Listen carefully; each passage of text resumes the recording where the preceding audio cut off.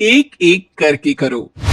अंजलि की शादी कर ससुराल पहुंचने के साथ ही उसकी सास के हुक्म शुरू हो जाते हैं। हो गई शादी, बस मौज खत्म। कल से जल्दी उठकर काम पर लग जाना है। अरे माँ आज ही यहाँ आई है, इसे सब समझने के लिए कुछ दिन तो दो। मेरे और बहू के बीच की बात है, तू घर के मामले में ना बोलियो। इस पर जतिन वहां से अपने कमरे में चला जाता है और सास अंजलि को काम की लिस्ट सुनाने लगती है। सुबह पहले घर की सफाई करनी है, फिर कपड़े धोने हैं, साथ में खाना भी बनाना है। एक की वजह से दूसरा काम रुकना नहीं चाहिए है। जी मम्मी जी ठीक है। ये कहकर अंजलि अपने कमरे में चली जाती है।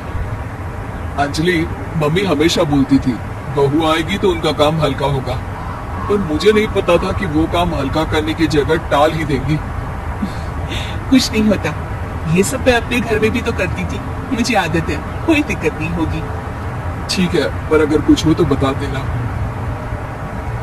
दोनों सो जाते हैं और अगली सुबह से अंजलि जल्दी उठ के सास के बताए कामों में जुट जाती है, जिसमें वो जैसे ही कपड़े धोने लगती है तो सास वहां आ जाती है। अरे सुनो, ये कपड़े ऐसे नहीं धुलेंगे, सबको डिवाइड कर फिर एक एक करके अलग अलग धोने हैं। क्या एक एक कपड़ा अलग करके? एक बार में सुनाई नहीं देता क्या? वही बोला है मैंने, लग जाओ काम पर हैं? सास की बात मानते हुए अंजलि एक एक करके कपड़े धोना शुरू करती है, जिसे करते हुए आधा दिन बीत जाता है।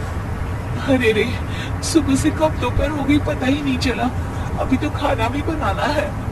अंजलि भागते हुए रसोई में जाती है, जहां उसकी सास पहले से ही उसे खड़ी मिलती है। खाना बना लेना, देखो पहले पकोड़े तल दो और एक एक पकोड़े अलग अलग तलना, नहीं तो कोई कच्चा कोई पक्का रह जाता है। सास की हर बात में एक एक की कहानी अंजलि के समझ में नहीं आती, लेकिन फिर भी वो बिना कुछ बोले काम करती रहती है। अगली सुबह फिर वही शुरू होता है और सास एक बार फिर खाने के समय रसोई में आती है। आज क्या बन रहा है? वो जतिन ने भिंडी की सब्जी, रोटी और धनिया की चटनी बोली है, इसलिए वही बना रही हूँ। अरे वाह जी वाह, बढ़िया है। पर भिंडी एक एक करके धोना, फिर टॉवेल से पोंछ कर एक एक करके ही काटना, साथ ही धनिए की पत्ती भी एक एक करके ही धोना। अरे पर मम्मी जी। अरे क्या पर? सफाई का ध्यान रखना आता भी है या नहीं है? मैं ये सब सबकी हेल्थ के लिए ही तो कर रही हूँ ना, और तुम अर पर करती रहती हो हैं? सास की बातें सुन अंजलि हैरान रह जाती है। मैं तो सिर्फ सोचती थी कि जानबूझकर मेरा काम बढ़ाने के लिए ये सब करती हैं, पर ये तो काम बढ़ाने के साथ परेशान भी करना चाहती हैं। मैंने इनकी कौन सी बहस खोल दी जो इतनी दुश्मनी निकाल रही है?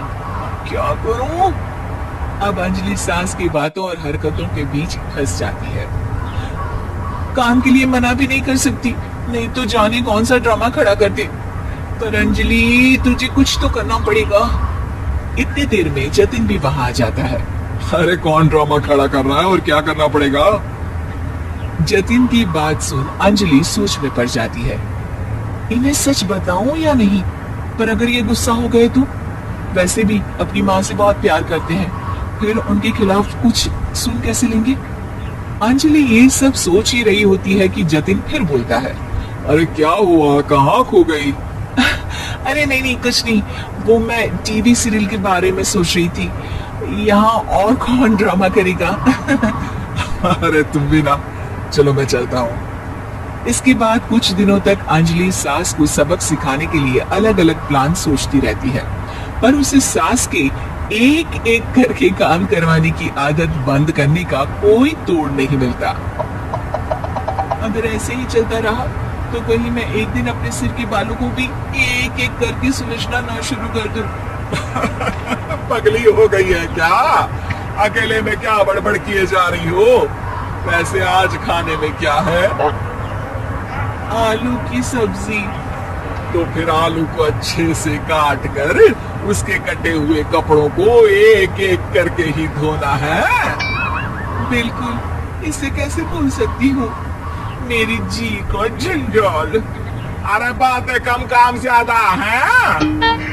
अंजलि एक बार फिर सास के कहे अनुसार काम करने लग जाती है, जिसमें सब्जी बनाते हुए उसके दिमाग में एक आइडिया आता है और वो सास को आवाज लगाती है, मम्मी जी सुनिए जरा इधर तो आना। अंजलि की आवाज सुन सास रसोई में आती है। अरे क्या हुआ, क्यों गला फाड़ कर चिल्ला रही हो? कुछ नहीं, वो सुबह कपड़े धोने की जल्दी में नहाई नहीं थी और अब शाम की पूजा भी करनी है, तो आप जरा सब्जी देख लीजिए ना, तब तक मैं नहा कर आती हूँ। अंजलि सास को रसोई में छोड़कर नहाने चली जाती है। इसी तरह देखते देखते 4 घंटे बीत जाते हैं, लेकिन अंजलि बाथरूम से बाहर ही नहीं निकलती, जिसे देख सास उसे आवाज लगाती है। अरे बाथरूम में ही समाधि लगा ली क्या? यहाँ सबसे बनकर ठंडी भी हो गई और अभी तक तेरा नहाना खत्म नहीं हुआ।